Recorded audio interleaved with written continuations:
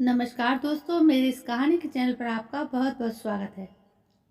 मोक्ष को आत्मा की परम गति माना जाता है और इसे पाने की लालसा हर जन्म लेने वाली आत्मा को होती है। मोक्ष को जन्म मरण के चक्र से मुक्ति प्राप्त करने के रूप में विख्यात किया जाता है।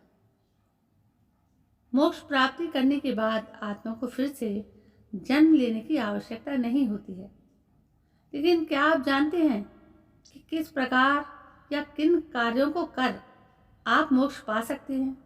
चलिए जानते हैं। भारतीय शास्त्रों के अनुसार हर व्यक्ति मोक्ष प्राप्त कर सकता है, चाहे वो किसी भी वर्ण का हो, किसी भी आयु का हो, किसी लिंग धर्म का हो, किसी भी जाति या समुदाय का हो। मोक्ष पाना आत्मा के कर्मों पर बहुत हद तक निर्भर करता है। लेकिन इसके अतिरिक्त पुराणों में बहुत से ऐसे माध्यम या तरीके बताए गए हैं जिसके जरिए कोई जातक मोक्ष के द्वार तक पहुंच सकता है। क्या है वे तरीके? चलिए जानते हैं। सबसे पहला है तुलसी। तुलसी होती है मुक्तिदायिनी। शास्त्रों के अनुसार तुलसी मुक्तिदायिनी होती है।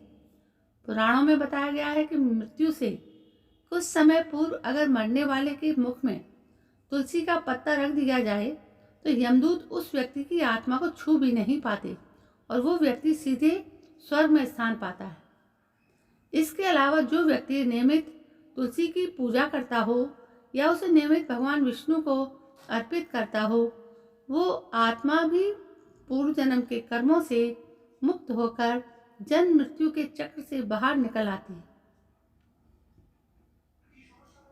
एकादशी के व्रत की महिमा। हिंदू धर्म में एकादशी के व्रत को भगवान विष्णु का व्रत बताया गया है, जिनके चरणों में मोक्ष है।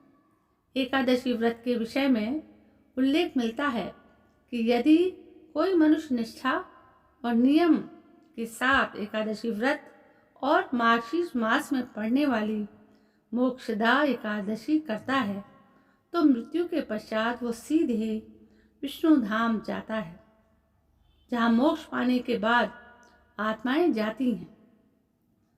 गीता में भी एक अध्याय है जिसको पढ़ने से, जिसका अध्ययन करने से भी मोक्ष की प्राप्ति होती है।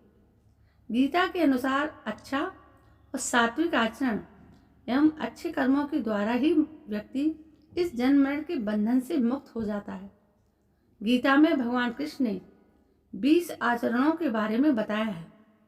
इसके अलावा माना जाता है कि गीता के 11वें अध्याय, जिसमें भगवान विष्णु के विराट स्वरूप का वर्णन है, उस अध्याय के नियमित अध्ययन करने से भगवान विष्णु के साक्षात दर्शन का पुण्य प्राप्त होता है और नियमित साधना करने वाला व्यक्ति परम गति को प्राप्त कर लेता है, यानी मोक्ष प्राप्त करता है।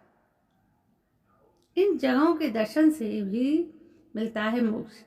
कुछ खास जगह हैं हमारे देश की जिनके दर्शन मात्र से भी मोक्ष प्राप्त होता है, जैसे बद्रीनाथ, कैलाश मानसरोवर, केदारनाथ। ऐसी जगह हैं जहां मान्यता है स्वयं भगवान विष्णु और शिव रहते हैं। तो कहा जाता है जो व्यक्ति जीवन में एक बार भी श्रद्धा भाव से भगवान बद्रीनाथ, केदारनाथ या कैलाश के दर्शन कर लेता है या फिर मानसरोवर का पानी पी लेता है, वो जीवन मरण के चक्र से मुक्त हो जाता है।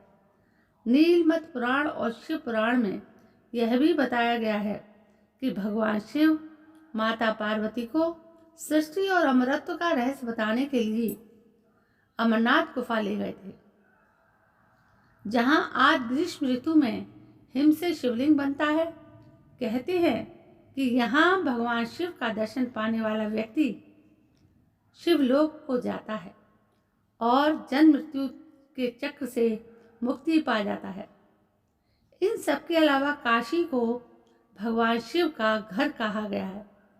कहा जाता है कि जो व्यक्ति शिव जी का ध्यान करता हुआ अंतिम समय में यहाँ प्राण त्याग करता है, उसे यमलोक नहीं जाना पड़ता। काल भैरव स्वयं व्यक्ति के कर्मों का दंड देकर व्यक्ति को पाप मुक्त कर देते हैं और मोक्ष प्रदान करते हैं। तो दोस्तों, कैसी लगी आपको ये जानकारी? यदि ये जानकारी आपको पसंद आई है तो प्लीज़ मेरे इस चैनल को सब्सक्राइब जरूर करें, लाइक करें, शेयर करें और कमेंट भी करें। कल मैं फिर हाजिर होती हूँ एक नई कहानी के साथ। तब तक के लिए जय हिंद, वंदे मातरम।